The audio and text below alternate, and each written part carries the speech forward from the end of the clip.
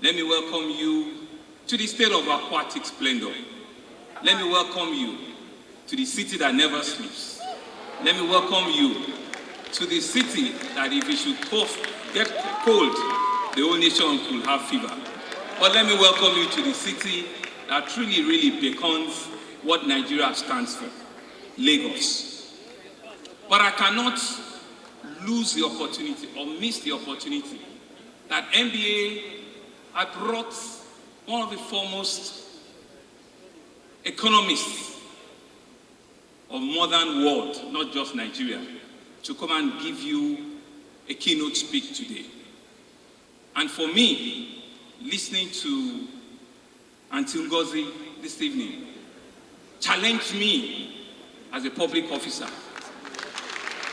as a politician, as a leader, and I have taken copious notes. She did actually mention to us all of our challenges as a nation. And as lawyers, you have seen when you bring an economist forward that numbers will throw out. Numbers are things that some of you might not be conversant with, but it is real that you take note of those numbers. She had indeed used Peru, a country less than 40 million, as an example of where Nigeria was, where they were, and where they are today. And if you don't know, Peru is in South America, is the far end in South America. And South America has been one of the continents that all of the Brethren Woods are used, to change the world and to tell their stories. But more importantly, Aunty Ngozi have told us, as politicians, that we need to sit back and sign the social contract. She has enumerated for us, and I've taken notes, that indeed security of life and property is one of the cardinal things that the social contract is all about. That economic and institutional framework, ensuring that it is not the political party that designs an institution. It's the people, we the people of Nigeria, that designs that economic trajectory, and we must keep it. That is important for us to keep the women, the vulnerable in our society, and continue to provide social interventions for them. It's very important that the judiciary,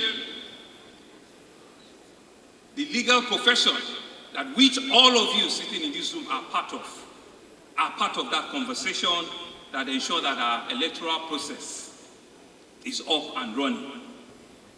Of course, she also mentioned to us that we cannot leave technology out of all of it. But she's not worried about technology because she knows that Nigeria has some of the brightest minds, some of the most creative minds, and that when it becomes technology, we'll catch up and we'll raise up with the world. But indeed, for that social contract to work, for us to implement that social contract, holistically and systematically, what did she say? Everybody must be part of it.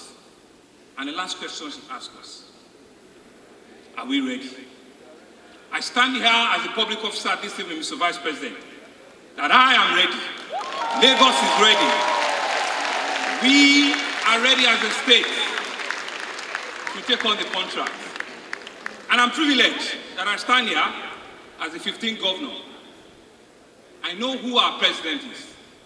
He was our 12th governor of Lagos State. He started a journey about 25 years ago in which he led the trajectory of Lagos. And that is what we're building on up until today. And we have demonstrated that even in the legal profession that all of you are part of, we've had legal institutional framework that is next to none in this country. We've had more women in our judiciary consistently than any other part of the country. And we've kept faith with that. We've seen also, and another opportunity for Lagos, that our brand new acting Chief Judge of the country, Chief Justice of the country, not only was she a member of the bar, she started as a young lawyer and went into the bench from the magistracy to the High Court, to the Court of Appeal, and to the Supreme Court, being the second woman. is also another proud donation to the country. But more importantly, having listened to her this evening, is to say that we're together. We that are in public service and the people, it's just that we're two different sides of a coin. Both of us have a role to play. Both of us have a job to do.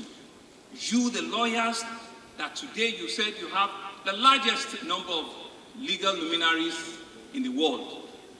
By extension, Lagos State government also has the largest law firm in the country, because with over almost 500 lawyers in Lagos State Judiciary, we're also one of the largest. But it's not about that. It's about how well are we ready to take on the challenge that Aunty Ngozi has left us with this evening. Mazi, you have a job to do. It's no longer the outgoing NBA president, but it's now your own job. How do we take this forward so that it's not just a talk show? How do we ensure that all the numbers and all the suggestions that she had laid for this evening is not just another talk show? How do we ensure that all of us in this room have a role to play? Back in the green room before she came, she said to me, Mr. Governor, it's nice to see you again. By the way, I still pay my tax. She's 70-years-old and she lives in 2 countries and she still pays her tax. I did not need to ask her. She volunteered and said to me that she still pays her tax. The question I ask you this evening is not me eating the tax, but it's you paying the tax and paying the adequate tax that you meant to be. And as legal practitioners, how well are you also positioning and telling your clients to do the same? And like you have said, let us transparently also put accountability out there. The Attorney General has just won a celebrated case in which local government autonomy and giving them what they require has been decided by the Supreme Court. Lagos State, for once, is one of the states that for 5 years I have not touched 1 kobo of local government money. And so for us, it's not just that we're reacting to what the Supreme Court has done. It's because we are ready. We want to stand, be accounted, and be seen as being ready. But we don't want to be the one that is ready. We want every state in the country to be ready. We want every tribe in the nation to be ready. We want every profession in the nation to be ready. We want every man, woman, young or old to be ready.